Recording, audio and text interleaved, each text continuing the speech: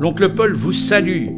Je vous invite à nous suivre dans La Pause Poétique, qui consiste à vous présenter en plusieurs épisodes des artistes de Grédoisseau et de ses environs, en les interviewant et en montrant les œuvres de leur discipline. Chaque artiste pourra s'exprimer dans une capsule vidéo réalisée par l'espace public numérique de Gré et votre animateur Paul Leroy, président de l'ASBL Regard Mundi, qui vous souhaite la bienvenue.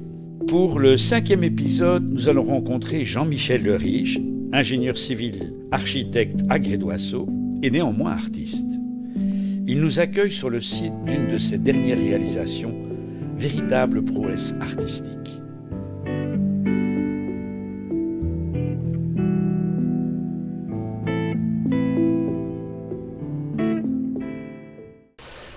Mon cher Jean-Michel, à ta demande, ce n'est pas dans ton atelier que tu nous as accueillis, mais bien dans un bâtiment dont tu es l'architecte-auteur.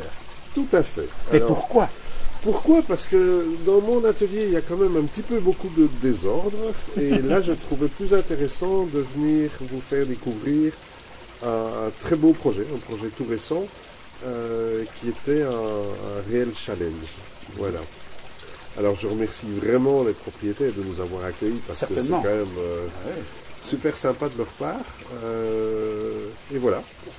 Alors, dis-nous peut-être, on va se poser quand même quelques questions, et dis-nous peut-être qui tu es et d'où tu viens, et aussi où et quand tu es né et dans quel milieu tu as vécu. Alors, je suis Carolo d'origine, né à Charleroi, j'ai habité jusqu'à mes 17 ans au sud de Charleroi, à Jamou, dans les bois, et puis on s'est mariés, on a habité 5 ans à Bruxelles, ça ne me plaisait pas trop. Et on est revenu à Grédoisseau et on y est maintenant depuis 1985, donc ça fait quand même quelques années. Et on habite à Cocroux, un très beau petit village à la sortie de Gré vers Jodogne. Je suis ingénieur civil architecte.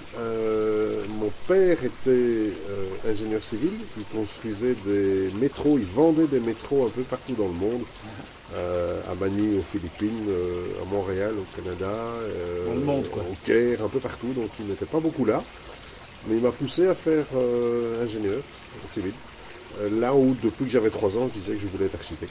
Donc j'ai fait les deux. C'est très bien, au fond tu as satisfait tout le monde. Voilà, et ma fibre artistique est plus le cerveau d'architecte. Et j'essaie d'être très rationnel, très terre à terre, de par ma formation d'ingénieur. Et donc on ose des constructions comme celle-ci où tout est millimétré. Parce que là, on a vraiment une tolérance en acier. Ça, c'est le côté ingénieur. Ouais, c'est le côté ingénieur. Mais tu as quand même une fibre artistique incontestable. Hein. Alors, ce qui était super dans le cadre de ce projet-ci, c'est que les propriétaires habitent un super bâtiment, qui est une ancienne cure, à côté d'une église classée, dans l'entité de Perouet. Et cette maison devenait un peu petite, les pièces devenaient un peu petites pour la vie de ses occupants, les enfants, et qui commencent maintenant à avoir eux-mêmes des enfants. À avoir pas encore eux-mêmes des enfants, mais voilà.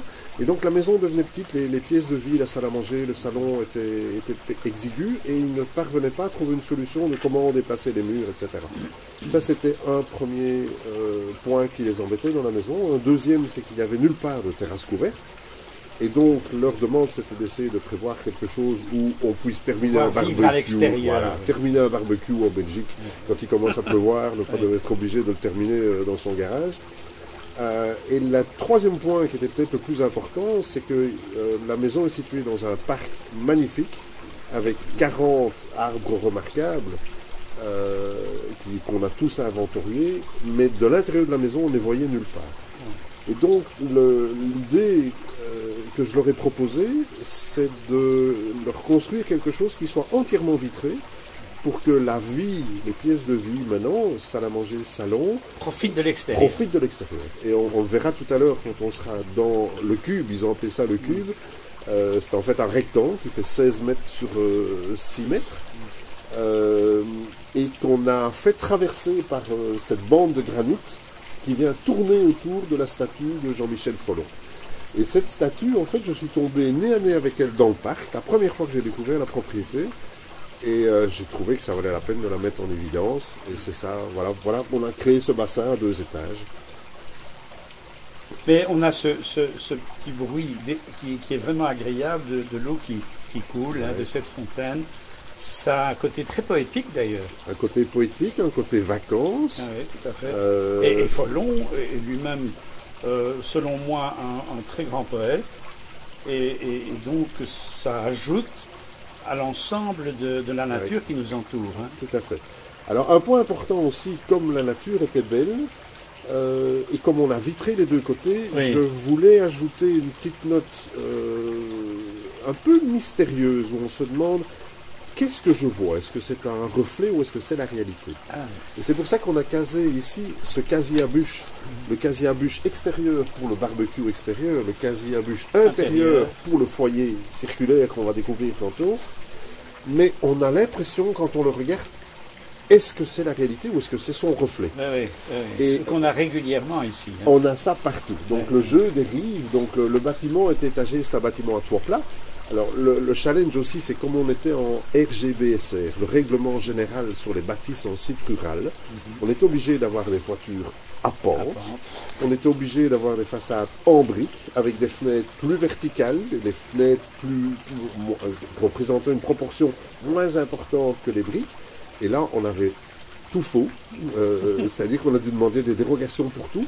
Et donc, dès les esquisses, j'étais en discussion, j'ai rencontré les gens, les fonctionnaires de la région wallonne en charge des monuments et sites, pour leur expliquer que notre souhait, c'était de préserver l'intégrité de l'ancienne cure qui est splendide, de ne pas y toucher, mais de venir y ajouter quelque chose qui est elle-même une œuvre d'art. Un élément artistique qui donne en plus, un plus à la maison elle-même, à la bâtisse ancienne. Tout à fait. Je t'ai posé une question tout à l'heure, pour savoir d'où tu venais, etc. Est-ce que ça t'a aidé ou non dans ta vie?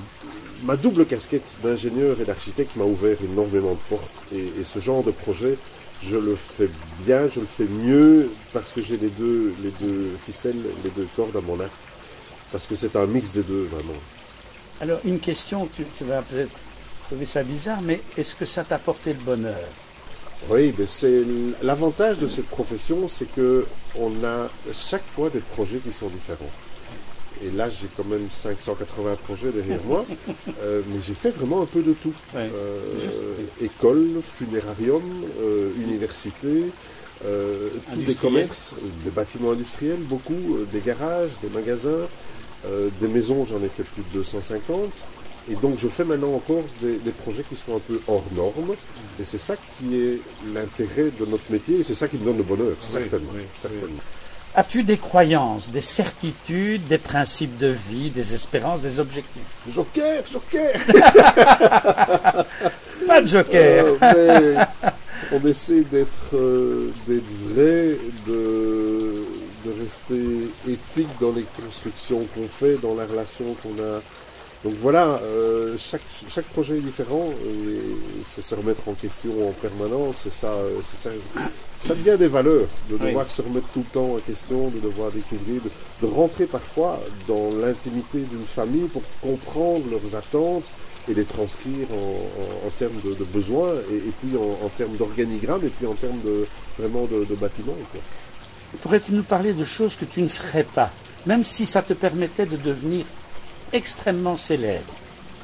Alors, certainement du boulot répétitif à la clé pour un promoteur lambda, ça ne m'intéresse pas du tout.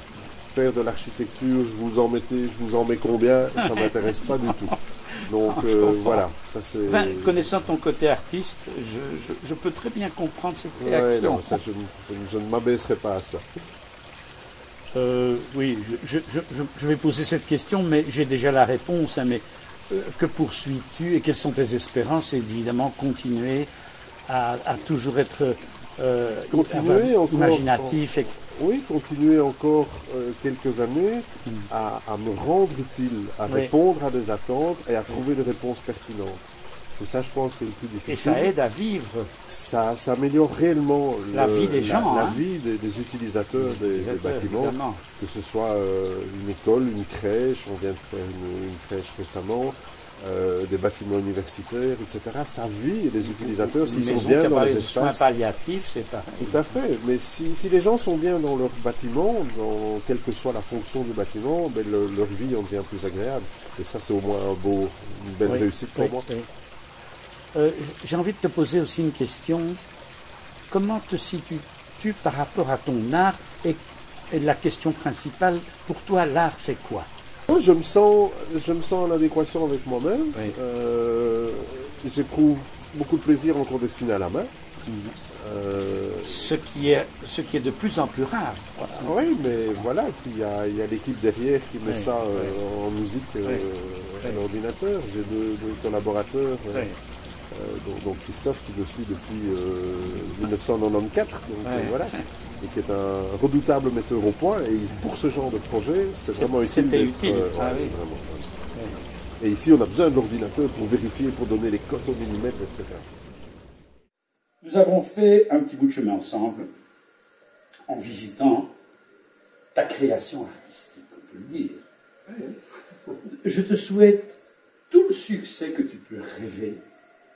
Et je ne veux pas dire bon courage, ça je sais que tu l'as, mais je te souhaite une excellente continuité dans ton art. Merci Paul. Merci. Ce fut un plaisir. Donc on boit ce petit verre qui est aussi De ta vigne. une création artistique, vu que c'est un petit alcool fait avec ma petite fille, avec le fruit de notre vigne de Cocrou. Voilà. À ta bonne santé. Santé Paul. Le 6e épisode portera sur une peintre de Chaumont-Gistoux, Isabelle Hardy.